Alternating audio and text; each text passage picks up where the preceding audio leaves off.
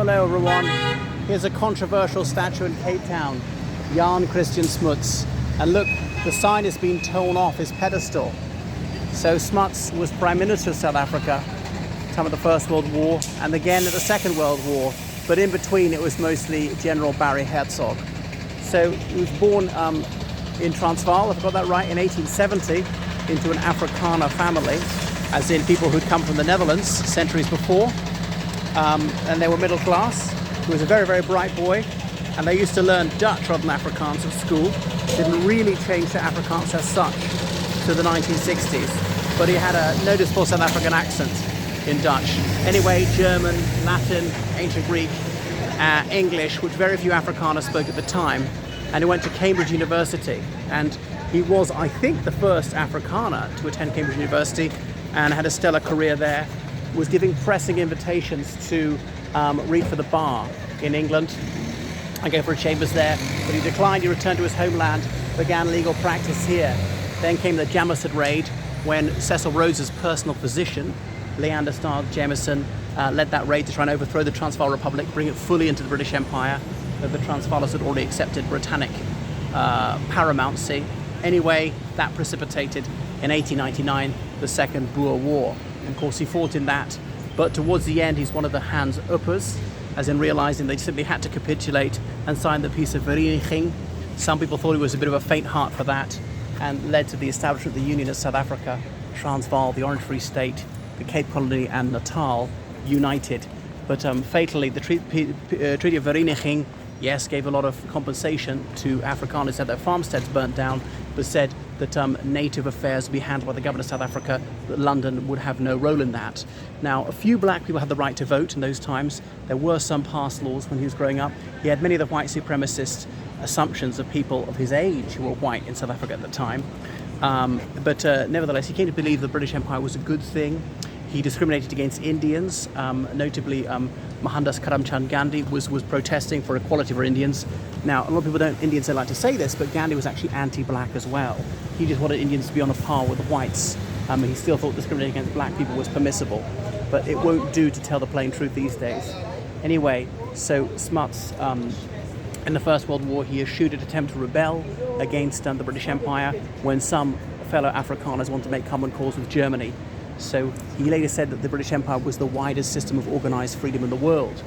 Then there was the conflict in Ireland after the First World War. He tried to persuade the two sides to reach a compromise, which indeed happened, convinced Michael Collins that actually being a dominion within the British Empire could be a very good thing.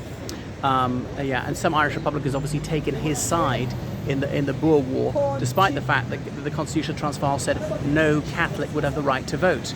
Now, Irish Republicans often sympathise with black nationalism in South Africa, but the first part of their involvement with South Africa, that bit of the story is broken off and thrown away.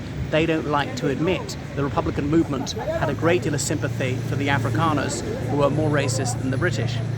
Anyway, so he came in as Prime Minister and was back as Prime Minister in the Second World War, which was quite contentious. A lot of Afrikaners said neutrality. Some even had open sympathy for the Third Reich. But he was in his Field Marshal's uniform again, visiting the United Kingdom, addressing both houses of Parliament in the United Kingdom, and they sang for He's a Jolly Good Fellow. So he was indeed elected Chancellor of his former university, Cambridge, and he was fated in the Netherlands right after the end of the war. But in 1948, he lost his election. So he was then 78 years old. Pretty old to be a political leader these days, like Biden or Trump. But in those days, 78, especially in South Africa, is more like 108 now. Almost nobody lived to that age. Anyway, so then he died in South Africa in 1950, had a state funeral, but he's buried, I think, near his old farm. That is Jan Christian Smuts. Would apartheid have come in if it weren't for him? I think not exactly. I think there still would have been some racist discrimination. It wouldn't have been as severe as it later became. Would there have been complete racial equality? I think there would, but it wouldn't have been as late as 1994, might have been 1984. So certainly not as bad as some of his opponents who were outright pernicious racists rather than sort of milder paternalistic ones as he was. So that is Jan Christian Smuts, someone who was instrumental in the establishment of the League of Nations after the First World War, and who helped to formulate the United Nations Charter, and things like that. Had a hand in all that. You might say that's bitterly ironic, considering the role of the government of South Africa in depriving the majority of its people of rights, saying that black people couldn't be citizens, despite them being the autochthonous people of the country, and indeed a clear majority.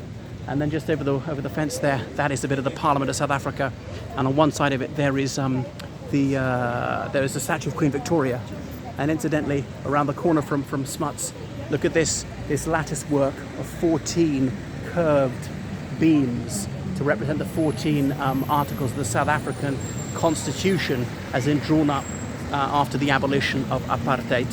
And I'll read you a bit of some of the preamble of it, saying, "We, the people of South Africa, respect those who have worked to build and develop our country and believe that South Africa belongs to all who live in it, united in diversity. We therefore, through freely elected representatives, adopt this constitution as a supreme law of the Republic to heal the divisions of the past and establish a society based on democratic values, social justice and fundamental human rights." Another notable thing about him is I've watched footage of him landing in London Airport in 1948, shortly after he lost the election to Dr. Milan and the National Party. He's into Afrikaner nationalism, and he was asked why, and he said, well, it was this post-war desire for change and so on. Some of those Afrikaners who thought had been pro-Nazi been interned, among them Johannes Balthasar Forster, later Prime Minister of South Africa in the 70s. And what else should I point out about him is, and then would South Africa stay in the Commonwealth? And Jan Christian Smuts said, yeah, definitely the Commonwealth is safe. Obviously he was wrong. So in 1961, somehow after the Sharpeville massacre, there was debate, would the Commonwealth expel South Africa? And they'd never expelled anyone, but South Africa withdrew. They held a referendum, only whites permitted to vote, but that involved dumping the monarchy. So the British monarch was actually the Queen of South Africa until that time. So Elizabeth II, she was actually Queen of South Africa at the time of the Sharpeville massacre, which not a lot of people realise. There's Queen Victoria, okay, is sometime enemy of Jan Christian Smuts. You can't really see her through the gaps. You can see with the naked eye quite well. Right, anyway, thank you very much for watching my channel. Make sure you subscribe on Patreon, donate on PayPal, georgecallahan79@gmail.com. And, I thank you so much for the donations. My solicitation is because obviously I urgently need these to sustain the channel.